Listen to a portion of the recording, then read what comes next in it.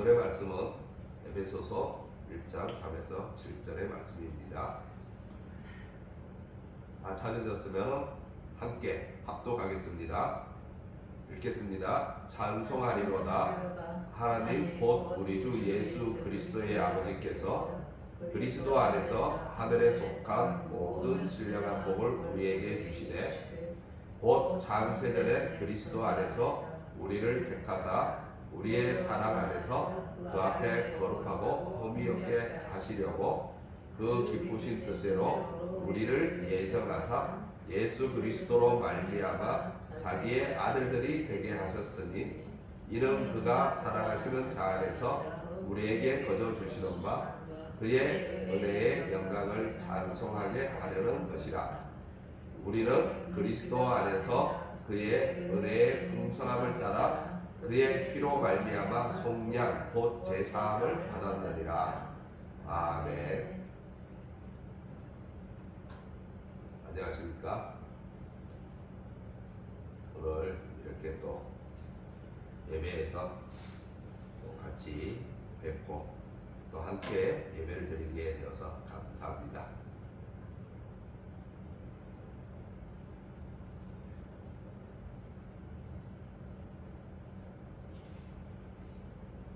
우리가 지난주에는 복 있는 사람이라는 말씀으로 시편 1편을 함께 나누었는데 오늘은 하늘에 속한 신령한 복 이에 대해서 이제 나누기 위해서 왜 예수님인가 라는 제목으로 말씀을 나누고자 합니다. 우리는 그리스도인입니다. 예수님을 우리의 구주로 믿습니다. 이러한 우리의 정체성으로 인해 가족이나 친구나 또는 아는 지인이나 또는 주변 사람들과 대화를 하다가 우리가 믿는 예수님이나 또는 우리가 몸담고 있는 기독교에 대해서 얘기의 주제로 떠오르는 경우가 있을 겁니다.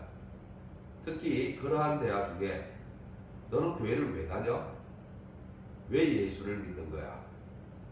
또는 너희는 어째서 예수님을 하나님이라고 하지? 하나님이 어디 있는데? 와 같은 질문을 받아본 적이 있을 겁니다. 만약에 받아봤다면 여러분은 뭐라고 대답하셨습니까? 또 앞으로 받아보게 된다면 뭐라고 답을 하실 것 같습니까?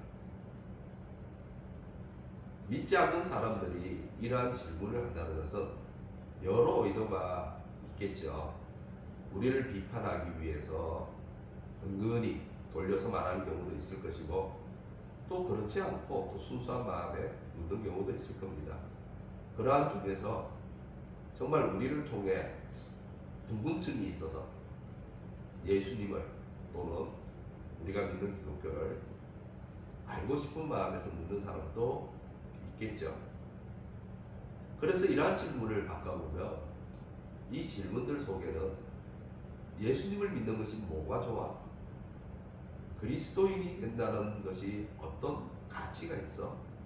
무슨 가치가 있기에? 라는 예수님 믿는 것에 대한 유익이 무엇인지 그 궁금증이 들어있는 경우가 있습니다. 뭐가 저렇게 좋기에 매주 빠지지 않고 교회에 나가지?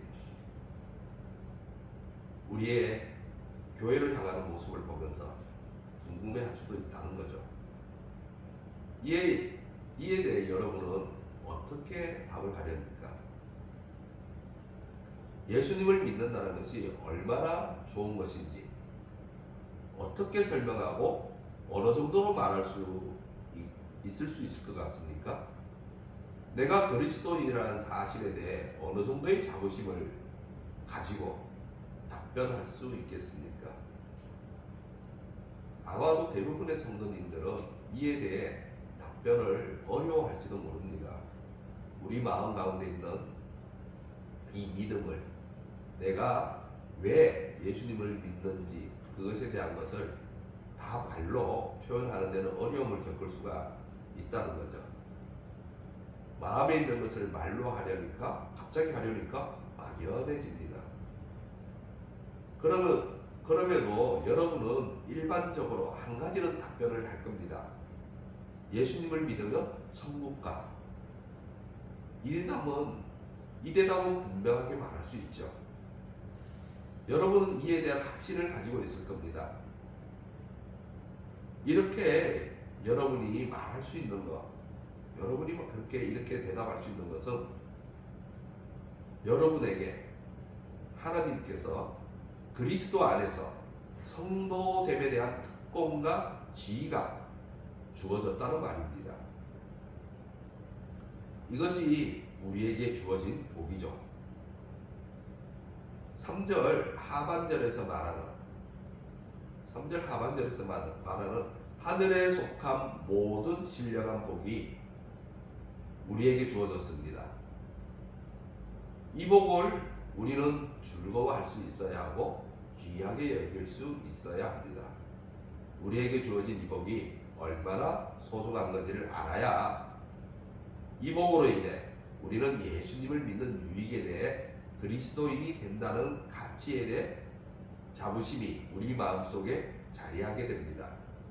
우리가 세상 사람들과 같은 복을 바란다면 우리는 세상 사람들에게 예수님을 믿는 그 유익, 내가 그리스도인이 되었다는 그 가치를 설명할 수가 없죠.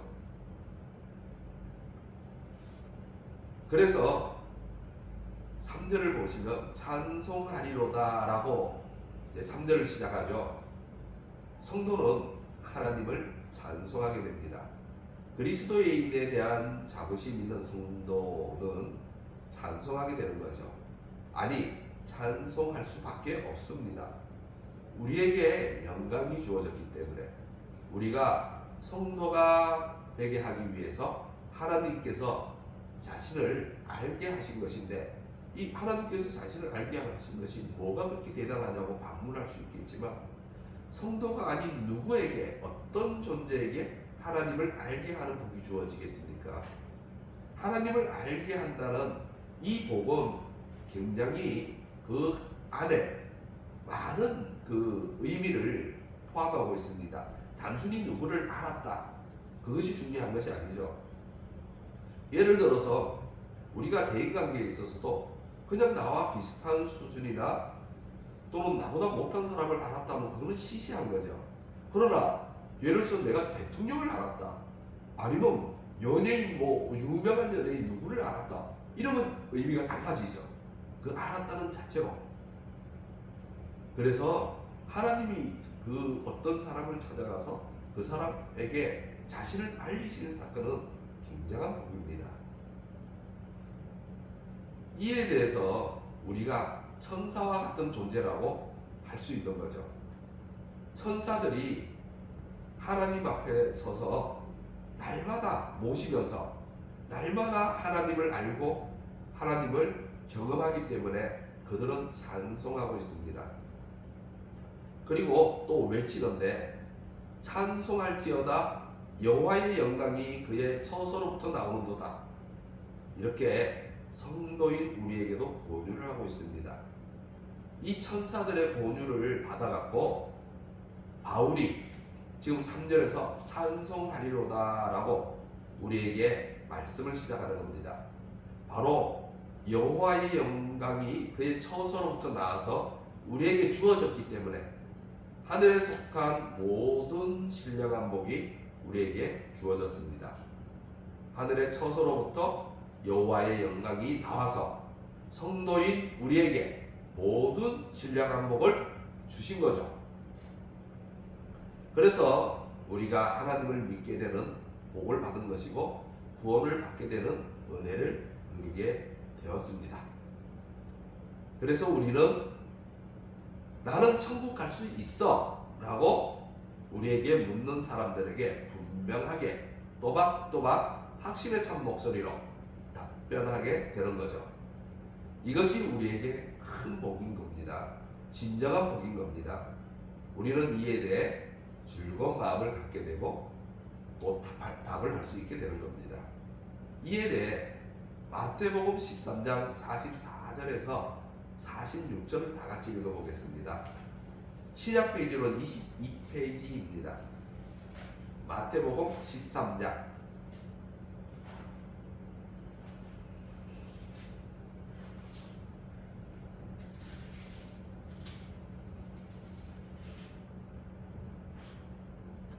다 찾으셨어요? 마태복음 13장 44절 신약 페이지로는 22페이지.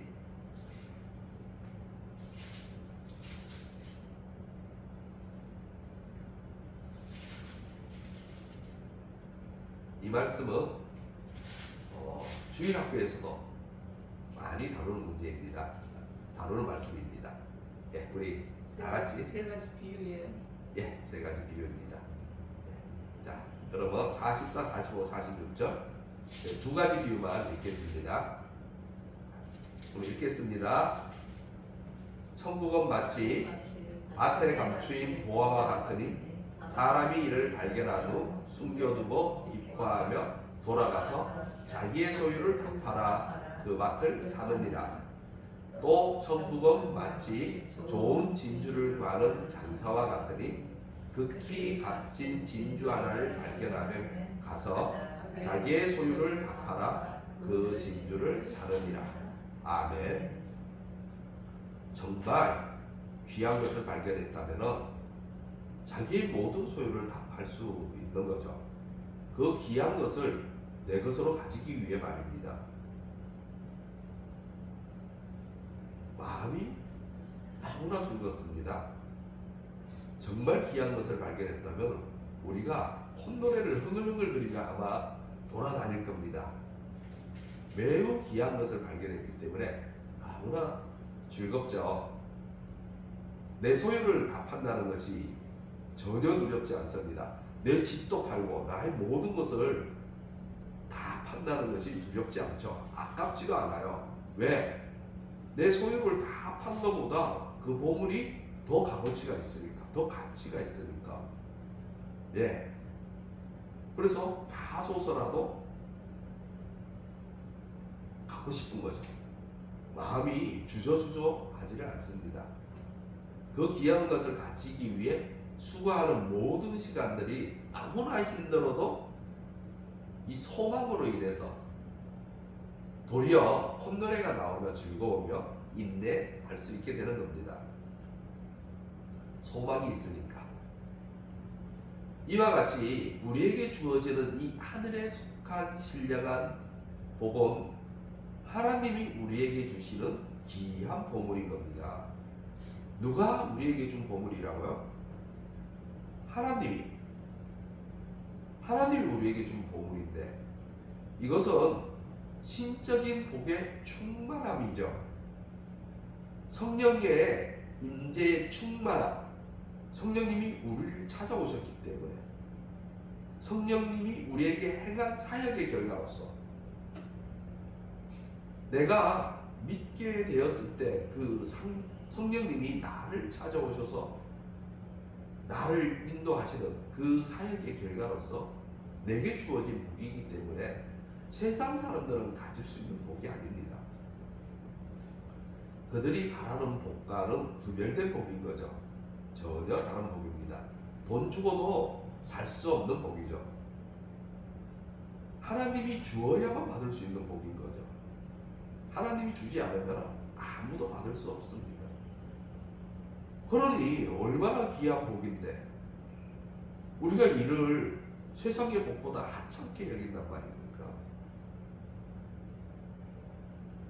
그래서 이 복이 얼마나 귀한지를 내가 그 소중함을 알게 된다면 그 복을 완전히 취하는 그날까지 우리는 즐거운 마음으로 신앙을 할 수 있게 됩니다. 이렇게 밭에서 보물을 발견하는 사람도 그 보물을 내가 취하기까지 나의 모든 소유를 팔아서 그것을 내가 얻으려고 하는 그 시간, 그 간격의 그 시간까지 우리가 즐거운 마음으로 인내하며 그걸 견뎌내는 거죠.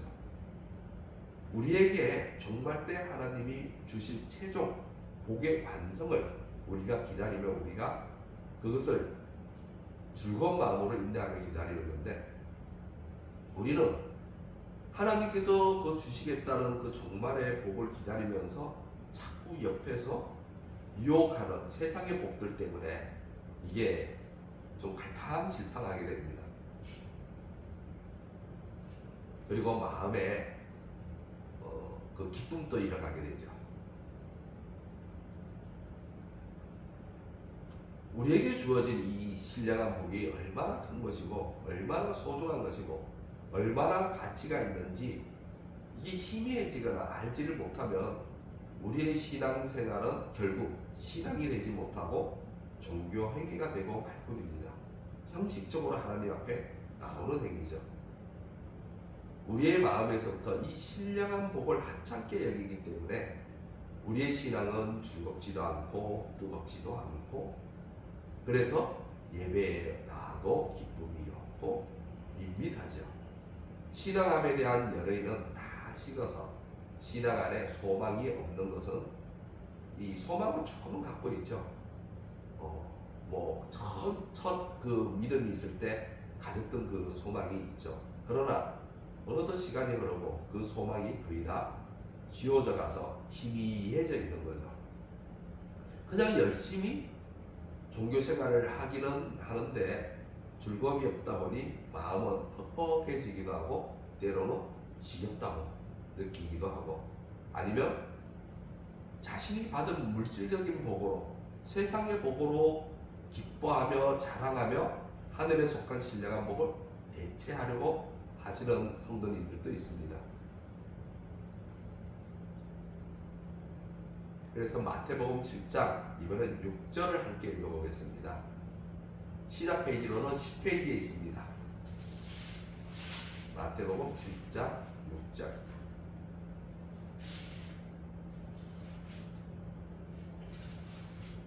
마태복음 7장 10페이지.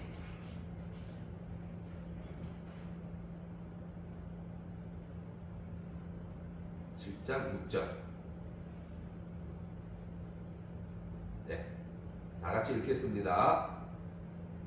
거룩한 것을 개에게 주지 말려 너희 진주를 돼지 앞에 던지지 말라.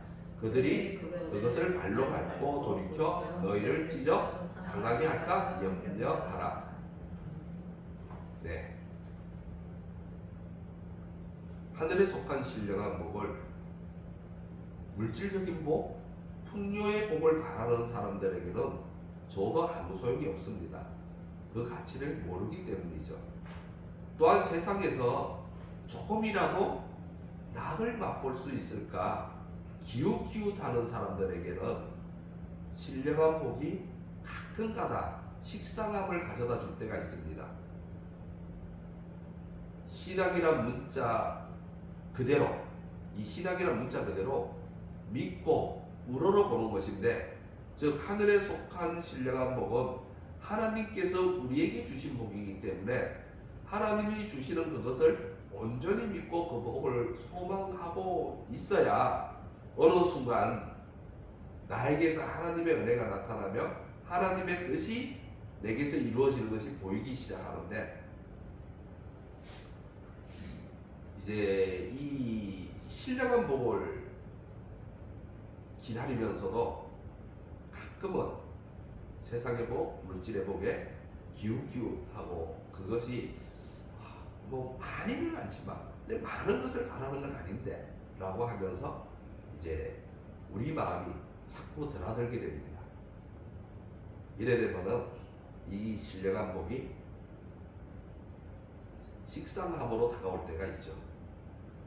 말로는 하나님이 가장 좋은 것을 주신다고 하면서 마음으로는 하나님이 주신 이 신령한 복을 하찮게 여기거나 아니면 식상하게 여기거나 아니면 귀한 줄을 잘 못 느끼게 되는 거죠. 그까짓 거 그러는 거죠. 그러다 보니 시간이 지날수록 여러 일은 식어가고 생동감은 잃어갑니다. 더 이상 꽃도 피지 않고 나무잎도 열리지 않는 앙상한 나뭇가지로 변해가기 시작합니다. 신앙생활을 10년을 해도 20년을 해도 30년을 해도 성숙된 신앙인의 모습은 보이질 않는 거죠. 그래서 10년이 지나도 20년이 지나도 30년이 지나도 옛사람의 모습이 그대로인 겁니다. 아니, 신앙인으로서 첫 발을 내디딜 때는 여러이도 있었고 옛사람을 탈피해서 새사람으로 변해가는 듯 했으나 언제부터인가 시간이 지날수록 다시 도리어 옛사람으로 돌아가기 시작하는 거죠. 그래서 진정한 신앙생활은 하늘에 속한 이 신령한 복을 즐거워하고 소망해야 비로소 신앙생활이 시작되는 겁니다. 이 신령한 복을 붙잡지 못할 때 우리의 신앙생활이 자꾸 기웃기웃하는 신앙생활이 되어 흔들리게 되는 거죠. 사랑하는 성도 여러분, 하나님은 우리에게 가장 좋은 것을 주십니다. 이것을 믿으시기 바랍니다. 이것을 붙드시기 바랍니다. 이것이 귀한 것임을 아시기 바랍니다. 하늘에 속한 모든 신령한 복을 즐거워하고 소망하여서 진정한 신앙생활을 시작하시기를 주님의 이름으로 소망합니다. 그런데 이러한 신령한 복을 주기로 하나님은 이미 창세전에 누구 안에서? 그리스도 안에서 정하셨습니다. 세상이 만들어지기도 전에 하나님의 계획 안에 이미 이것이 예정되어 있었던 거죠. 이 말은 다른 말로 말하면 우리의 성도됨이, 우리의 그 성도라는 신분이 이미 하나님의 계획 안에 정해져 있었다는 겁니다. 그러니까 어느 날 갑자기 툭 우리에게 던져진 것이 아니죠. 내가 이래보면 어느 날 갑자기 내가 성령님이 나를 찾아와서 나를 믿게끔 한 것처럼 보이지만 아니죠. 여러분이나 제가 이미 그리스도 안에 있었다는 겁니다. 정해져 있었다는 겁니다. 우리가 이미 그리스도 안에 있었다는 말이에요. 우리가 그동안 예수님을 안 믿고 살 때가 있었죠. 그리고 세상에서 살아갈 때, 세상에서 방황할 때 그리스도 밖에 있었던 것처럼 보일 때가 있었죠. 내가 그리스도인이 아닌 것처럼 보일 때. 그렇지만 하나님 앞에서는 그러지 않았다는 거죠. 우리가 예수님을 안 믿고 살 때도 하나님은 우리를 정하셔서 그리스도 안에 두고 있었다는 겁니다. 그리고 때가 돼서 그것을 우리에게 확정시킨 것 뿐입니다. 우리가 예수 그리스도를 믿는 것은 우리가 예수 그리스도 밖에 있었던 것이 아니라 예수 그리스도 안에 있었지만 알게 하신 거죠. 영원하신 하나님이기 때문에 그 창세전에 이미 우리를 정해놓고 우리의 신분이 그 오랜 시간이 지나도 변함이 없었다는 겁니다. 하나님의 창세전의 계획서부터 이미 여러분이나 저는 그리스도 안에 있었던 거죠. 우리가 예수님을 안 믿는 모습을 보인다고 해서 하나님이 정해놓으신 신분에서 탈락시키는 게 아닙니다.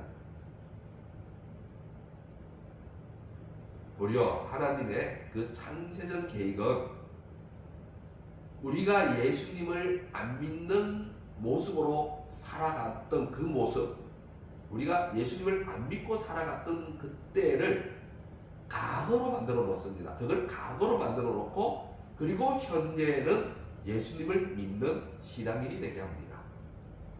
미래에 대해서도 마찬가지죠. 그래서 하나님은 우리의 과거를 도말합니다. 그 과거에 우리가 방황하던 그때를 다 덮어버리는 거죠. 그리고 지금 항상 현재가 중요합니다. 하나님은 제가 요즘 성경을 연구하다 보니까 현재가 굉장히 중요하다는 사실을 깨닫게 됐습니다. 하나님은 항상 현재, 미래에 그가 어떻게 변할지 모르지만 하나님은 그 미래 때문에 염려하거나 걱정하거나 그 사람에게 복을 안 주는 사람이 아닙니다. 안 주시는 분이 아닙니다. 그 대표적인 예가 솔로몬이죠. 솔로몬이 미래에 타락할 것을 알지만 다 아셨지만 그것이 걱정되고 염려돼서 솔로몬에게 복을 안 준 건 아니죠. 그래서 하나님은 항상 현재를 굉장히 중시합니다. 우리가 현재의 하나님 앞에 제대로 서 있느냐가 중요한 거죠. 그래서 하나님의 작정을 따라서 우리에게 주신 거기 때문에 하나님의 계획은 그냥 우리가 생각하는 것처럼 계획표 짜고 그런 단순한 계획이 아니라 하나님의 작정, 이것을 가지고 하나님의 작정이라고 말합니다. 우리 작정했다. 즉 하나님의 작정입니다. 하나님이 하시겠다는 거죠. 그런데 그걸 우리가 단지 모르고 있었던 것이며 그 모르는 것 때문에 우리가 방황하는 삶을 살고 있었던 겁니다. 우리가 알았다면 그렇게 살지 않았겠죠. 그 방황하는 사람이 길었던 사람이든 아니면 짧은 사람이든 여하튼 하나님의 작정을 따라서 성령님이 방황하는 나를 찾아오셔서 내가 누구인지를 알려주셨을 때 우리는 그때서야 아버지를 알고 아버지를 찾아오게 되는 것이죠. 그리고 아버지를 찾아오고 난 후에야 아버지의 사랑을 깨닫게 됩니다. 탕자처럼 말입니다. 이것이 오늘 우리 본문 4절과 5절의 말씀입니다. 자, 우리 본문 4절과 5절 말씀을 함께 읽어보겠습니다. 읽겠습니다. 곧 창세전에 그리스도 안에서 우리를 택하사 우리로 살아가면서 그 앞에 거룩하고 흠이 없게 하시려고 그 기쁘신 뜻대로 우리를 예정하사 예수 그리스도로 말미암아 자기의 아들들이 되게 하셨으니 아멘. 하나님이 여러분이나 저를 자기의 자녀가 되게 하셨습니다. 그게 우리의 신분이죠. 언제부터요? 창세전부터. 그러니까 창세전부터 이렇게 오랫동안 여러분이나 저를 자녀로 정하셨기 때문에 붙들고 있었던 겁니다. 자녀이기 때문에 포기하지 않고 있었던 거죠. 그런데 이렇게 크신 하나님 아버지의 사랑을 우리는 여전히 그것도 그리스도 안에서 자꾸 식상하게 여긴다는 겁니다. 이 식상하게 여기는 마음이 자꾸 들어온다는 겁니다. 우리는 아버지의 이러한 사랑보다 하늘에 속한 신령한 복보다 때로는 물질적인 복을, 풍요의 복을, 잘됨의 복을 또는 자녀 형통함의 복을 또는 세상의 낙을 조금이라도 선호하고 싶은 유혹이 자꾸 내 마음에 들어옵니다. 여기서 우리가 빨리 돌아서야 하겠죠. 물질적인 복, 풍요의 복, 세상의 낙에 빼앗겼던 나의 마음을 되돌려야 합니다.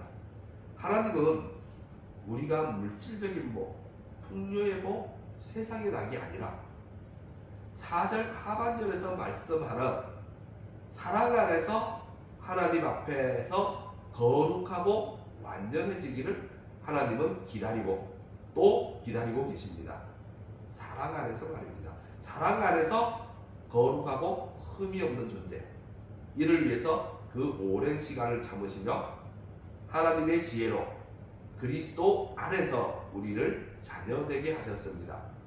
돈을 추구하는 존재에서 물질적인 복을 위해 이를 악물고 애를 쓰는 존재에서 세상의 낙을 즐기고 싶어하는 존재에서 그곳에서 사랑 안에 있는 존재로 우리를 돌려놓으려고 합니다. 그러나 우리는 우리가 살아왔던 삶의 풍요가 있습니다. 오래된 습관이 있죠. 나의 행복을 위해 다른 사람과 경쟁을 하던 삶, 나의 부요함을 위해서 다른 사람의 것을 내 것으로 옮겨오는 삶, 이렇게 세상이 제공하는 삶의 가치관으로 인해 사랑 안에 거할 수 있는 능력을 상실해 버렸습니다. 그리고 이것보다 더 원초적인 것이 있죠. 창세기 3장에 보면 최초의 사람 아담과 하와가 죄를 짓고 난 후에 이제 하나님 앞에 있게 되죠. 하나님이 찾아오셔갖고 이제 아담에게 묻죠. 그래서 아담과 하와는 하나님 앞에 그 보인 모습, 이 죄 떠넘기기, 그러니까 자신에게 돌아올 책임을 회피하기 위해서 아담은 하와에게 책임을 떠넘깁니다. 그리고 하와는 뱀에게 책임을 떠넘기죠. 이에 대해서 상대방을 불쌍히 여길 여력이 없어요. 내가 급하니까, 내중심적이니까, 내가 급하니까. 하나님으로부터 지금 당장 질책을 받고 있는데 누가 너에게 그 먹지 말라는 선악과를 먹으라 했느냐, 먹게 했느냐, 이 질문을 던질 때 아담이 자기가 다 책임을 짊어질 용기가 없죠. 하와도 마찬가지죠. 그렇게 순차적으로 책임을 떠넘기기 시작합니다. 아담은 하와를 처음 봤을 때 어땠습니까? 하와를 처음 봤을 때 이렇게 말했죠. 이는 내 뼈 중에 뼈요, 살 중에 살이라고. 그렇게 말하던 아담이 죄를 지은 후에는 말을 하기를, 하나님이 주셔서 나와 함께 하신 여자 그가, 이렇게 말을 합니다. 그리고는 자신과 어떻게 하죠? 거리 두기를 시작합니다. 자신과 떨어뜨려 놓으려고 하죠. 하나님이 주신 여자지 나와 상관없습니다. 그가 죄를 지었어요. 그가 죄를 부추겼어요. 그러니까 나는 상관없어요. 저는 저 여자 때문에 내가 죄를 지은 거예요 라고 하는 거죠. 이는 오늘날도 동일하여서 내게 유익할 때는 그렇게 가깝게 지내다가도 내게 불리할 때는 그 사람과의 거리 두기를 하는 것을 볼 수가 있습니다. 특히 정치인들의 범죄나 부정부패에 대한 뉴스를 볼 때는 이런 거리 두기 하는 것을 적지 않게 보게 되죠. 정치인들 돈 받을 때는 잘 받다가 수사 받을 때는 모른다. 저 사람 모른다 라고 하죠. 또한 남녀 간의 사랑도 마찬가지죠.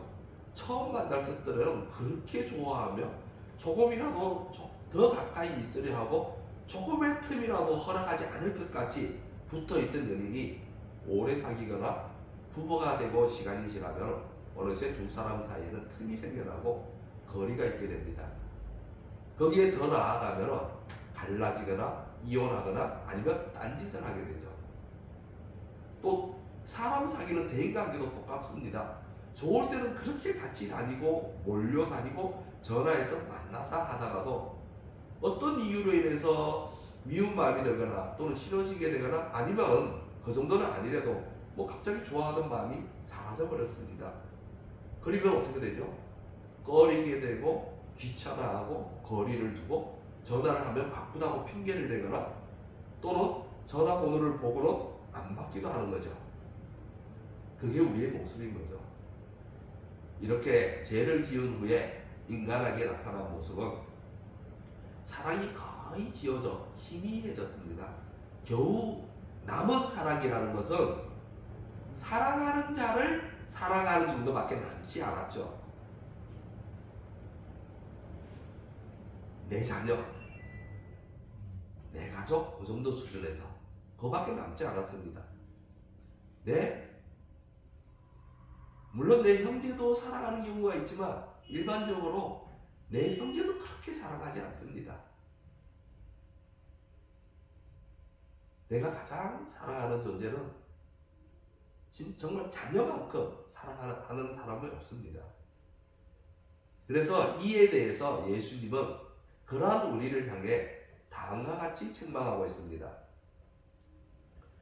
너희가 너희를 사랑하는 자를 사랑하면 무슨 상이 있으리요?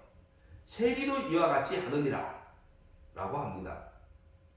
여기서 세리도 이와 같이 하느니라 해서 세리는 유대인의 입장에서 보면은 몹쓸 인간입니다.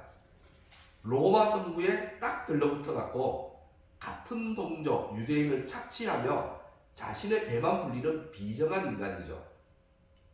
이러한 비정한 인간인 세리도 그 정도의 사랑을 할 줄 안다는 겁니다. 즉 우리가 세리보다 나을 게 없다는 거죠. 이는 누구나 할 것 없이 바로 이기적인 사랑 안에 갇혀 있기 때문인데 이것은 자신을 위한 사랑이죠. 사람의 상태가 이와 같아서 우리로 사랑 안에서 하나님 앞에 거룩하고 흠이 없게 하려고 하는데 우리에게는 이를 해결할 능력이 없는 겁니다. 그래서 예수 그리스도 안에서 하늘에 속한 신령한 복을 주신다는 겁니다. 우리로는 안 되기 때문에 우리 안에서, 인간들 안에서, 사회관계 안에서 하늘에 속한 신령한 복을 주신다는 것이 아니라 예수 그리스도 안에서 한다는 거죠. 요한복음 15장 9절의 말씀을 우리 다 같이 읽어보겠습니다. 시작 페이지로는 174페이지입니다. 요한복음 15장 174페이지.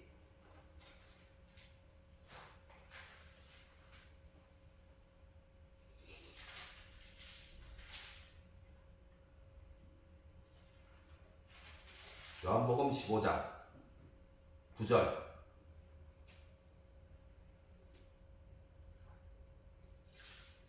(174페이지요)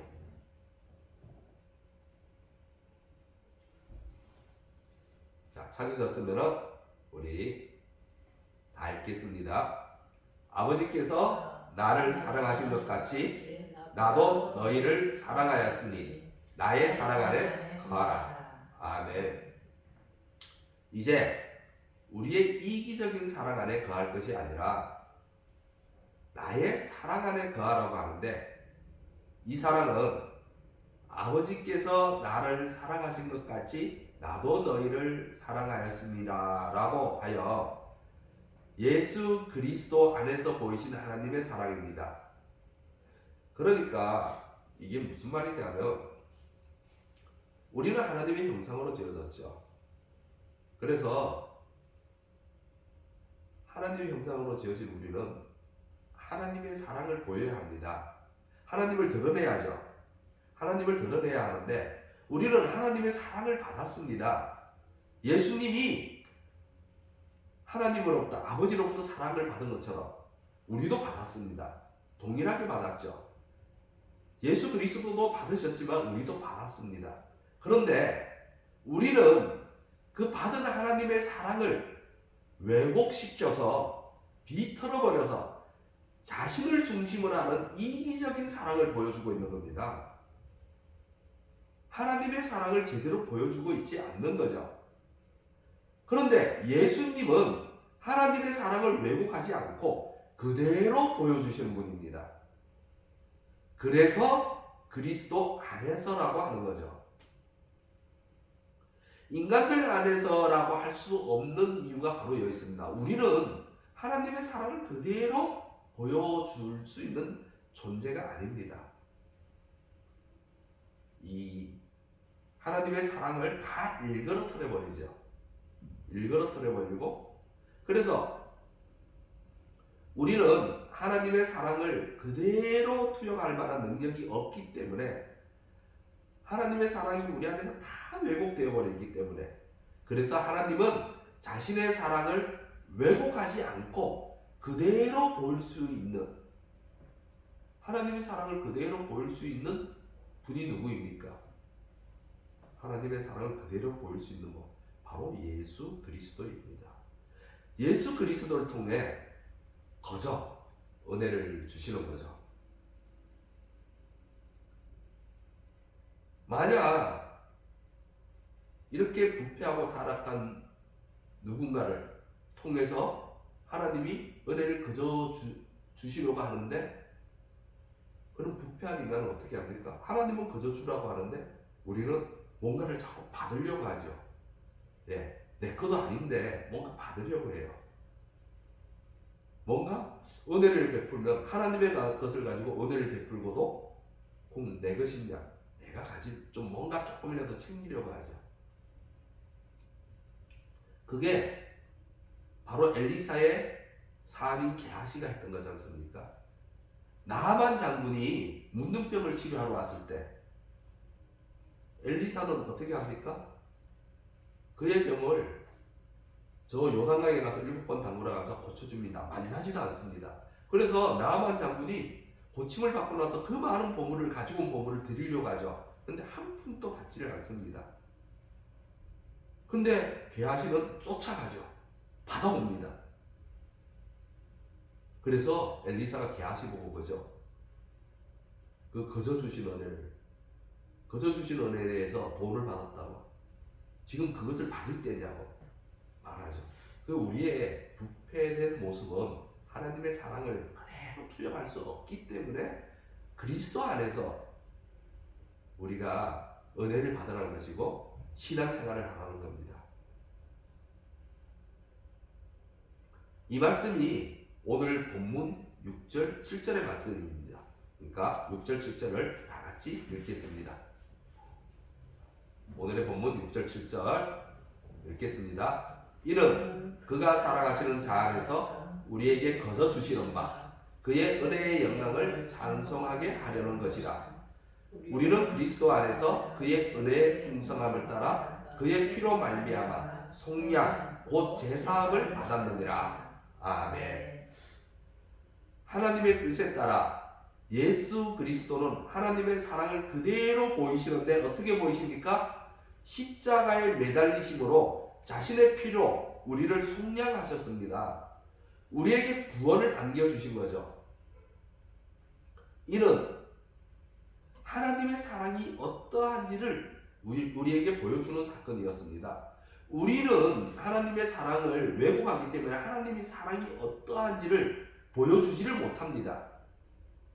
예, 하나님은 여러 사람에게 자신의 사랑을 보여주고 싶어 하는데, 그런데 하나님의 종이 된 사람들이 자꾸 이걸 가로막는 거죠. 그러니까 하나님의 사랑이 잘 안 나타나니까 모르는 거죠. 그래서 예수 그리스도는 하나님의 사랑을 그대로 보여줍니다. 예. 그래서 이 십자가의 대속의 사건은 예수님이 하나님의 사랑이 어떠한지를 우리에게 보여준 사건입니다. 하나님이 우리에 대해 어떻게 생각하고 있는지 보여주고 있는 거죠. 내 아들까지 죽여서라도 너희를 사랑한다 라고 보여주는 거죠. 너희들을 구해내고 싶다. 너희들을 내 아들이 되게 하고 싶다. 너희들이 내 자녀가 되게 하고 싶다 라고 하는 거죠. 하나님이 우리에 대해